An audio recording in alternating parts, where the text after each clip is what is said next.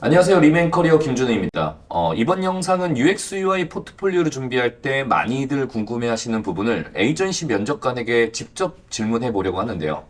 우선 질문은 이렇습니다. 첫 번째, 비전공의 나이가 많은데 에이전시 취업 가능한지, 그리고 두 번째는 포트폴리오 몇 개 만들어야 할지, 세 번째 질문은 포트폴리오 어떤 판형으로 만드는 게 좋을지, 그리고 네 번째, 포트폴리오에서 어떤 부분을 좀 중점적으로 면접관들이 보는지, 마지막 다섯 번째는 포포를 만들 때 꼭 해야 하는 것과 하지 말아야 할 것, 이렇게 좀 질문을 준비해 봤거든요. 자, 그럼 이 질문 에이전시 면접관에게 직접 질문해 보면서 이야기 해보도록 하겠습니다. 오늘 도움 주실 분은 이모션 에이전시의 서유석 부문장님인데요. 우선 이모션 에이전시에 대한 소개 간단하게 드리고 서유석 부문장님에 대한 소개 드리도록 하겠습니다. 이모션 에이전시는 사실 뭐 업계에서 모르시는 분들은 뭐 거의 없을 정도로 탑티어 회사지만 디자인을 막 시작하시는 분들에게는 정보가 조금 필요할 수 있으니까 제가 간단하게 좀 설명을 드리도록 하겠습니다. 자, 우선은 이모션은 1995년도에 설립해서 뭐 직원 수만 2023년 기준으로 한 140명 정도 넘었다고 하더라고요. 그리고 클라이언트 규모도 뭐 코카콜라, 삼성, 나이키 등 좀 빅클라이언트 프로젝트를 수행하는 디지털 에이전시입니다. 그러니까 뭐 한마디로 좀 요약을 하자면요. 뭐 UX UI 디자이너라면 한 번쯤 좀 취업하고 싶은 그런 탑티어 회사라고 생각하시면 좋을 것 같아요. 이모션 에이전시 정보가 조금 더 궁금하신 분들은 제가 댓글에다가 사이트 주소를 고정으로 놓도록 할 테니까 좀 참고해 주시면 좋을 것 같습니다. 자, 그럼 오늘 인터뷰는 이모션에서 부문장으로 계신 서윤석 부문장님 모시고 전화 인터뷰 좀 하려고 하는데요. 서윤석 부문장님에 대한 소개 드리고 시작을 해보도록 하겠습니다.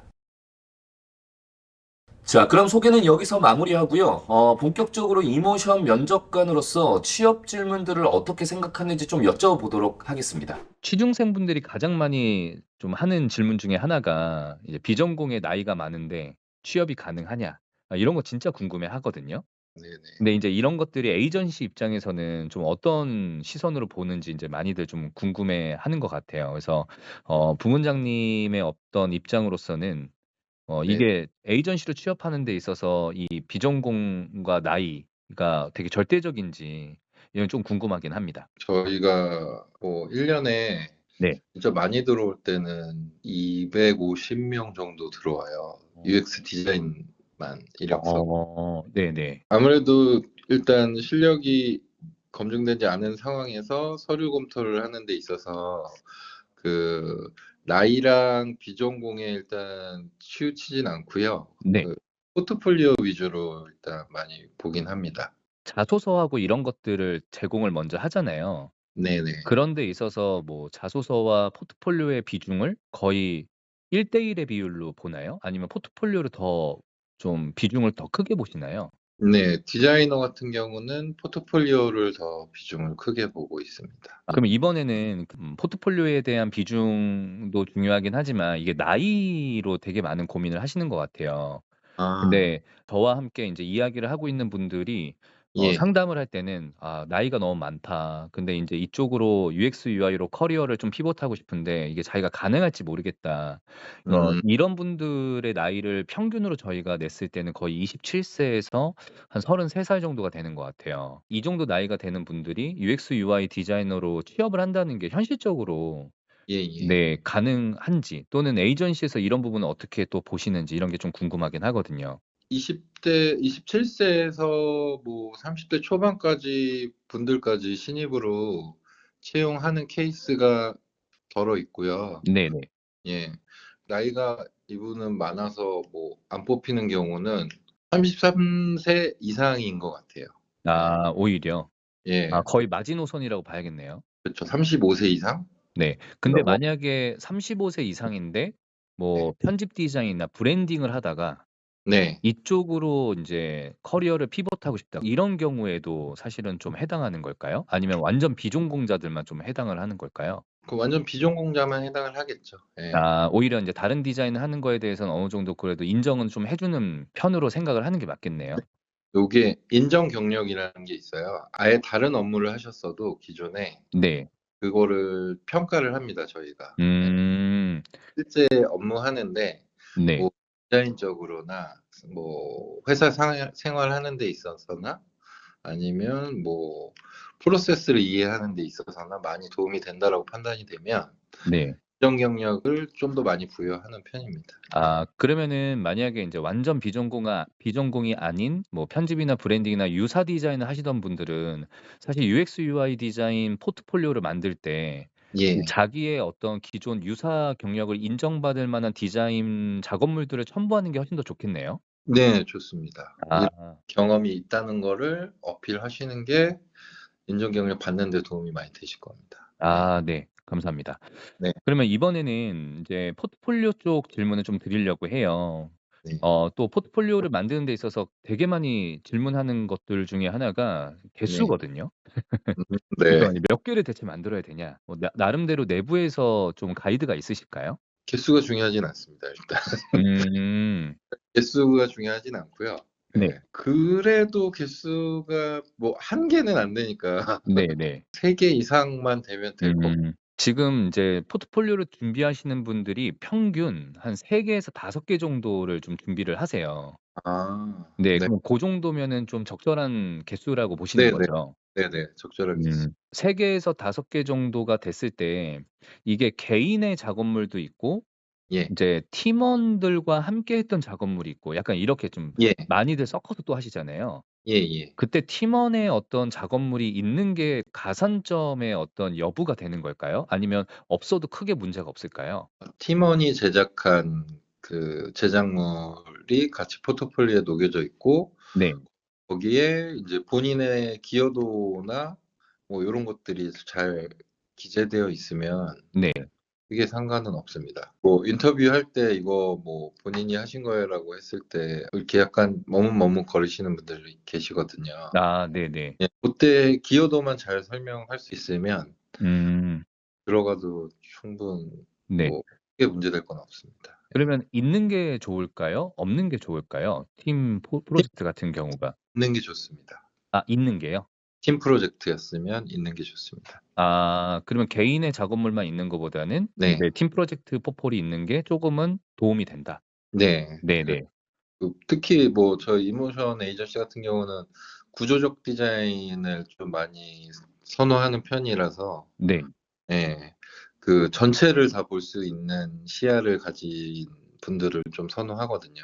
네. 아. 본인이 한 것만 아니라도 다른 분들이 했던 거라도 디자인 톤 앤 매너나 이렇게 음. 톤을 잡고 시스템 디자인을 한 이유에 대한 설명 같은 거를 네. 인터뷰하실 때 잘 해 주시면 타 팀원이 제작한 제작물이 들어가도 크게 상관없습니다.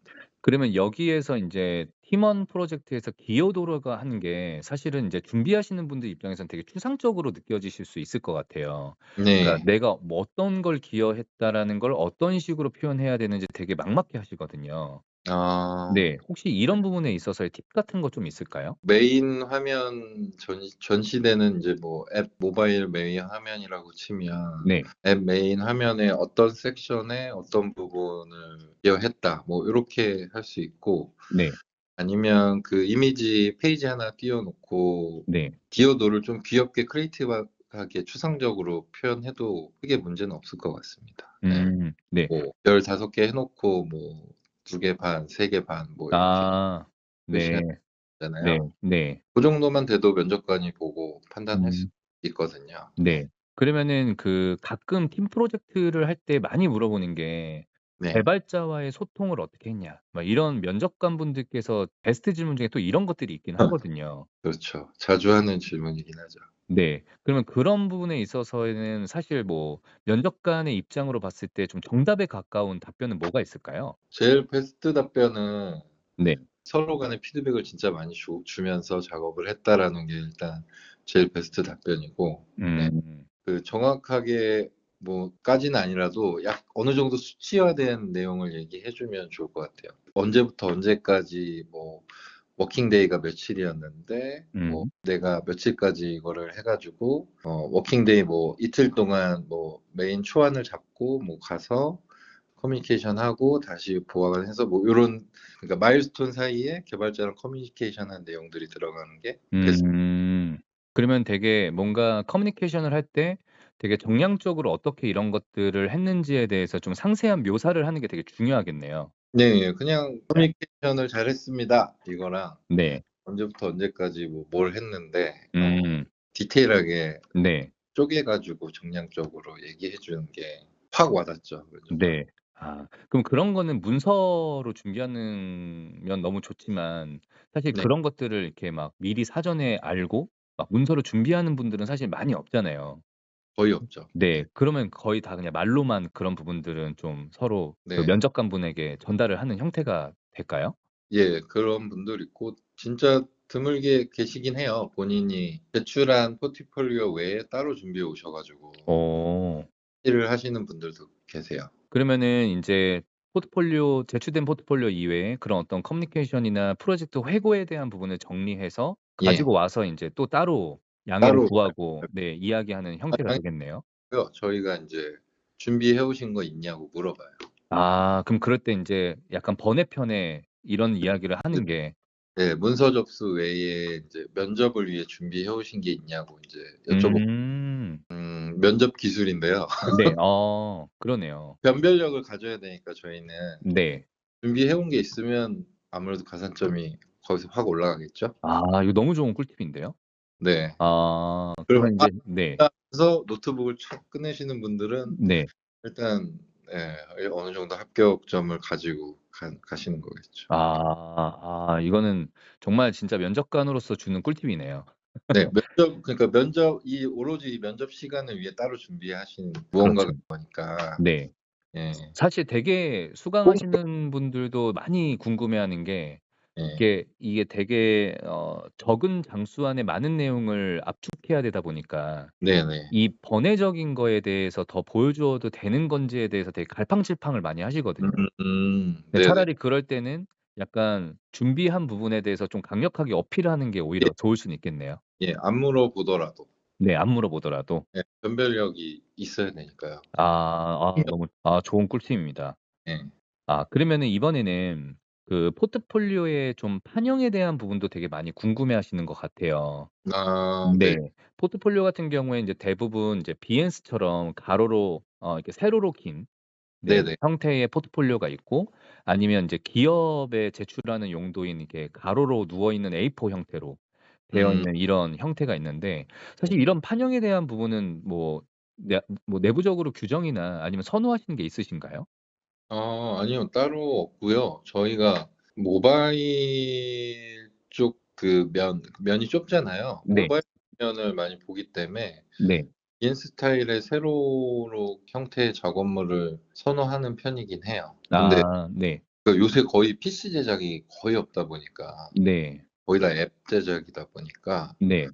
아무래도 모바일 쪽을 중점으로 가고 PC도 뭐 뒤에 중간중간에 살짝살짝 넣어 주는 건 좋고요. 예. 네.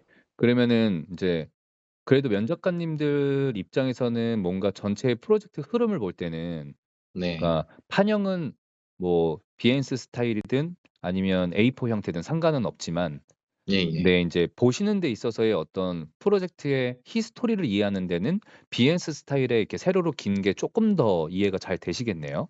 예예. 그러면은 인제 사실 작업을 하시는 분들도 이게 A4로 넘어가는 형태는 되게 스토리를 이어서 하기가 되게 어려워하시거든요.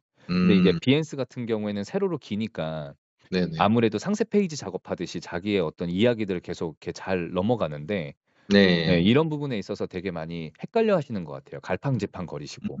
아. 네. 네. 그러면은 뭐 쪼끔 더 한쪽으로 편향돼서 이야기를 한다면 굳이 네. 그러면 비엔스 스타일을 하는 것이 쪼금은 더 편한 작업물이 되겠네요. 그쵸. 뭐 아무래도 서류 심사를 먼저 하게 되니까 네. 가독성을 고려했을 때나 편의성을 고려했을 때도 빈 스타일이 훨씬 낫습니다. 네. 네. 감사합니다. 네네. 네. 이번에는 그 포트폴리오를 인제 보실 때 네. 네 어떤 구성을 좀 중점으로 보는지 음. 이런 것들이 되게 많이 궁금해하시는 것 같아요. 아무래도 '어떤 내용을 넣어야 되지?' 이런 걸 되게 많이 궁금해하시는 것 같거든요. 네. 네. 그래서 혹시 포트폴리오를 보실 때 뭐 좀 중점적으로 보시는 영역이 있을까요? 뭐 어 예를 들어서 네. 우리는 뭐 어떤 문제 해결 능력을 위주로 본다. 아니면 뭐 브랜딩의 어떤 관점에서 본다. 네. 아니면 정말 디자인의 스킬적인 걸 본다. 물론 다 보시겠지만 네. 네 뭐 특별하게 내부적으로 '이런 거는 그래도 되게 중요하게 본다.' 뭐 이런 어떤 좀 핵심 포인트가 있을까요? 그러니까 말씀해 주신 건 일단 다 보고요. 네. 네. 뭐 있는 그대로 설명드리면 처음에 쭉 훑거든요. 네. 훑을 때 이제 스킬적인 부분을 봐요. 아, 이제 그 디자인을 표현하는 스킬. 예, 눈에 띄는 네. 스킬이 있는지를 네. 먼저 확인을 하고 눈에 띄는 스킬들이 있으면 다시 봅니다. 처음부터 자세히. 음. 네. 포트폴리오에 넣어야 되는 게 이제 네. 구조에 대한 부분. 네. 구조. 예. 그럼 구조라고 한다면 약간 플로우 차트의 어떤 와이어프레임 같은 형태가 되는 걸까요? 그렇죠. 그러니까 본인이 제작한 디자인의 흐름, 뭐 음. 이런 것들이 같이 잘 들어가 있는지, 네. 그래야 그래서 이 디자인이 이렇게 했구나. 뭐 이런 음.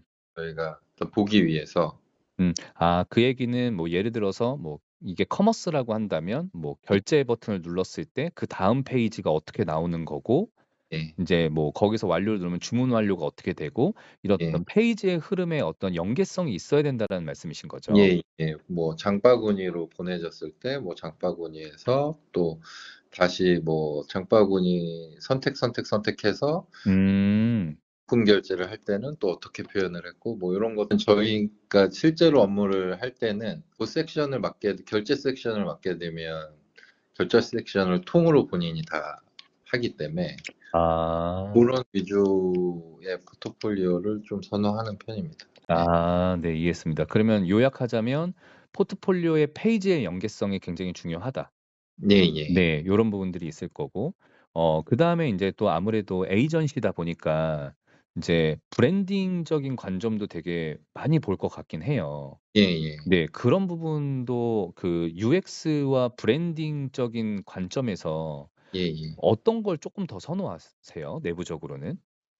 아무래도 UX를 선호하긴 하죠. 예. 음. 하긴 하는데 저희가 아예 맨바닥부터 만드는 신규 구축 프로젝트 같은 경우는 브랜딩이 또 들어가요. 진짜 처음부터 인제 앱 로고 디자인부터 아. 케이스가 있거든요. 네.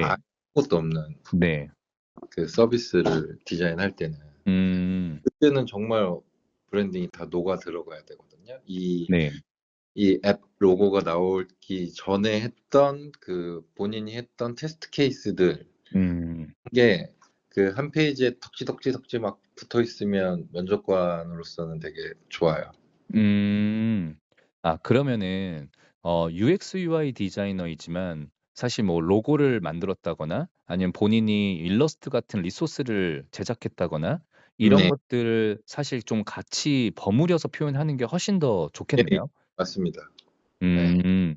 그러면은 인제 뭐 예를 들어서 포트폴리오가 한 4개 정도를 준비한다고 했을 때 예. UX 포트폴리오 한 2개 정도? 예. 그러면 그 UX라고 한다면 아까 말씀 주셨던 페이지의 흐름을 볼 수 네. 있게끔 연계되어 그룹핑되어 있는 네. 그런 작업물 한 2개 정도와 그다음에 네. 브랜딩이 가미되어 있는 작업물 한 2개 정도. 뭐 요 네네. 정도면은 굉장히 베스트겠네요. 네네. 네네. 아, 네, 이해했습니다. 네네. 그러면은 마지막 질문인데요. 네네. 이게 인제 저희가 포트폴리오를 만드는 분들에게 인제 드리는 꿀팁 같은 것 같아요. 네네. '이것만큼은 좀 했으면 좋겠다.' 또는 '이것만큼은 좀 하지 말자.' 뭐 이런 어떤 좀 부문장님이 생각하는 나름대로의 좀 그 어떤 팁이 있으실까요? 저희 진짜 옛날부터 자주 쓰는 아이맥 들어가 있고 아, 네. 목업이요. 아이맥 네. 목업. 아이맥 목업 있죠. 네. 네. 스마트폰 오른쪽에 있고 네, 네. 왼쪽에 아이맥. 네. 그거만은 하지 말자. 네. 저 엄청 꿀팁이네요, 이건. 그만하자. 그것은. 네. 네. 생각보다 목업에 되게 많은 힘을 안 주시는 분들이 많거든요, 예예. 생각보다. 예예. 네. 근데 그 목업도 사실은 어떻게 보면 포트폴리오의 경쟁력이라는 말씀이신 거죠. 그렇죠. 그렇죠. 아, 네. 알겠습니다. 그러면은 아이맥 목업만큼은 하지 말자. 네네. 네. 그리고 뭐 좀 '아, 이런 거는 좀 하면 되게 가산점이다. 이런 거는 좀 했으면 좋겠다. 근데 많이들 이런 걸 좀 놓치고 있는 것 같더라.' 뭐 이런 부분들이 있을까요? 디자이너니까 이런 크리에이티브만 있으면 돼. 인식을 많이 버리고 네. 구조에 대한 부분에 대한 게 좀 많이 들어갔으면 좋을 것 같아요. 아, 네. 구조. 네. 본인이 지금 이 페이지를 만들 때 어떤 관점에서 이 흐름들을 계속 만들어 나갔는지 예, 아, 예. 이런 것들에 대한 어떤 어필들이 굉장히 많이 들어가면 좋겠네요. 네, 생각보다 그 질문에 답변을 잘 많이 못 하시는 분들이 많거든요. 예, 이해했습니다. 예. 그런 부분들이 면접관님 입장에서는 그런 질문의 의도가 이 친구가 얼마나 이거에 대해서 프로세스적으로 또는 구조적으로 이해를 하고 있는지를 좀 네, 체크하는 요소가 되겠네요. 업무에 얼마나 몰입하는지도 보는 거고요. 예, 네. 이해했습니다. 자, 이렇게 인터뷰 마무리해 보았는데요. UX UI 포트폴리오를 준비 중인 취준생분들이 해당 내용을 보시고 조금이나마 도움이 되셨으면 좋겠습니다. 그리고 이모션 에이전시와 서윤석 부문장님께 다시 한번 좀 정말로 감사 인사드리고요. 여기서 마무리하도록 하겠습니다. 지금까지 리메인 커리어의 김준혜였습니다.